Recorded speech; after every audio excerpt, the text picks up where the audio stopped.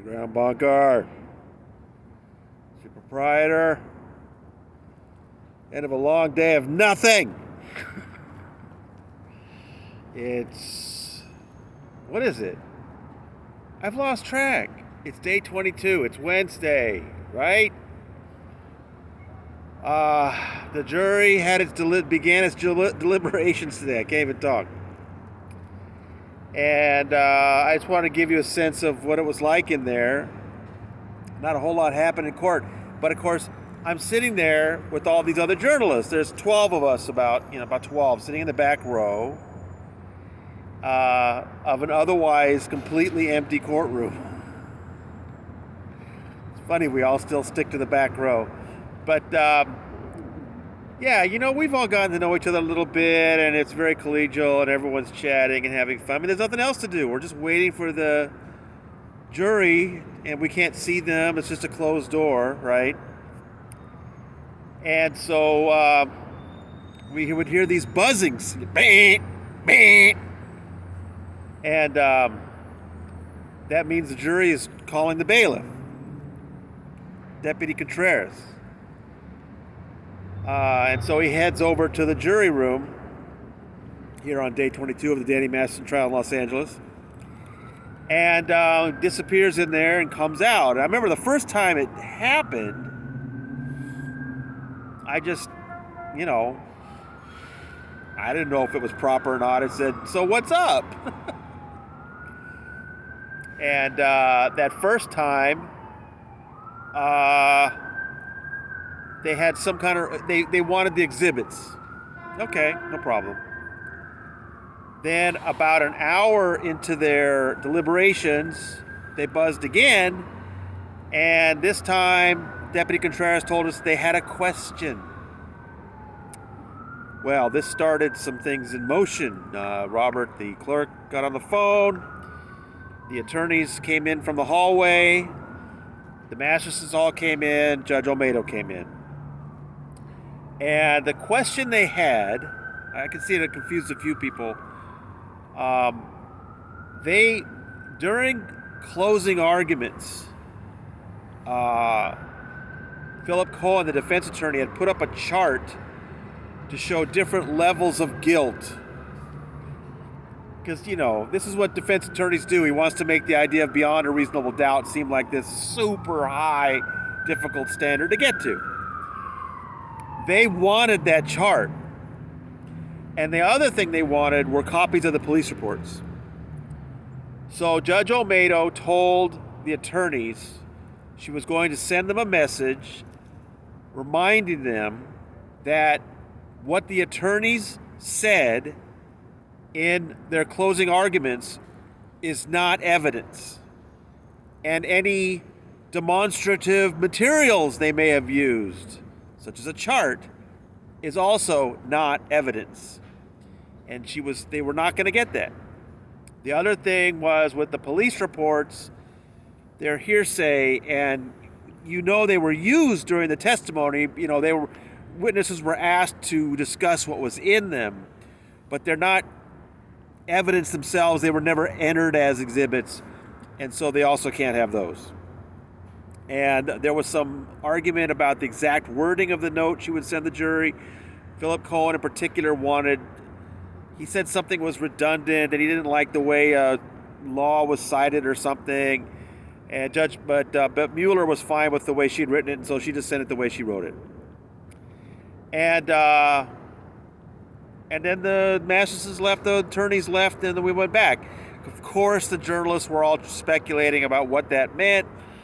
We figured that Cohen must be thrilled that the jury had requested this chart that he had showed them. Because if you remember, one of the things he said near the end of his closing argument yesterday was he said, "Listen, you're not going to hear from me again. I just hope you think of these things." So they obviously are thinking about the things he said. So he's got to be happy about that. But wanting the police reports, that could just be, wanting to see more evidence. That's fine. Okay. I talked to some attorney. I quickly messaged some attorneys. They said they didn't think it was that big a deal. It's just, But it might suggest that there's already some contentious division showing up. A couple of the journalists suggested, wow, this looks like we'll get a verdict by the end of the day. But we didn't.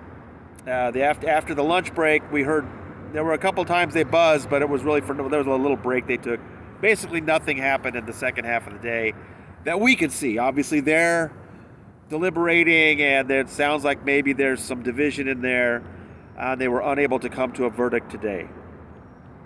While we were waiting, some of the journalists were looking up past cases to see how long things took.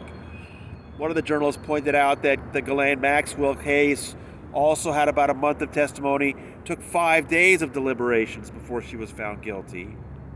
I asked them to look up the Christopher Batham case, which is the last one that Mueller handled in Judge Olmedo's courtroom. It was about 4 years ago, very complex case, sexual assault case, and that took 1 day of deliberations, and Mueller got a 52-year sentence out of that one.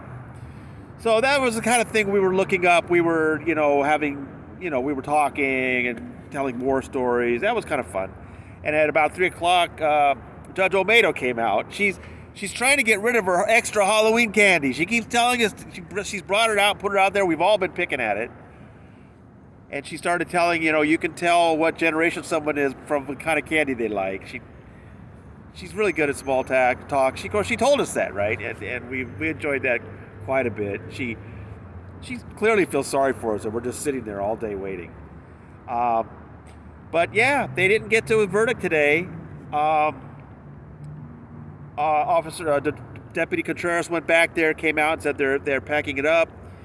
The journalists pretty much all left. I think I was the last one, or maybe there was one or two others when the jury came out. I forgot they were going to be coming out by me, and so I sneaked a look, and they looked a little frustrated. I would suggest that it suggested to me, yeah, there's some disagreement back there, and it's not fun, I bet. Just try to get everybody on the same page. So they'll take it up again tomorrow morning at 9 a.m. I'll be here. We'll sit in the courtroom all day if it takes it.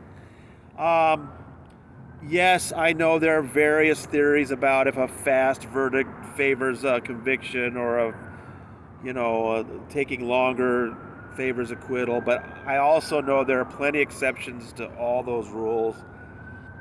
I will say again, we don't know. Nobody knows. So, thank you for hanging out with me today. I tried to give you some small updates on Twitter and at the TonyOrtega.org site. Obviously, people are jumping on those. I really appreciate all the attention people are paying. Wish I had more to tell you, but maybe tomorrow I will. But that's where to look. Check out my Twitter account at TonyOrtega94, or go to the TonyOrtega.org site to the most recent story. You'll find us all down there talking all day. Hundreds of comments today. Wonderful. And we'll be back tomorrow. One last thing. Very nice sartorial splendor this morning. And what's become so fun is the other journalists have caught on to what I'm doing. And I get so much help. Everybody's pitching in. Everyone's looking up the colors online to see if we can get those colors nailed that he's wearing. And today it was a very fun, sort of like dark olive suit with green polka dot shirt and it was a great combo. The man does not disappoint. I have to hand it to him. So that's where we are after day one of deliberations. We'll be back tomorrow from the Clara Shortridge Foltz Criminal Justice Center. This is your proprietor, signing off.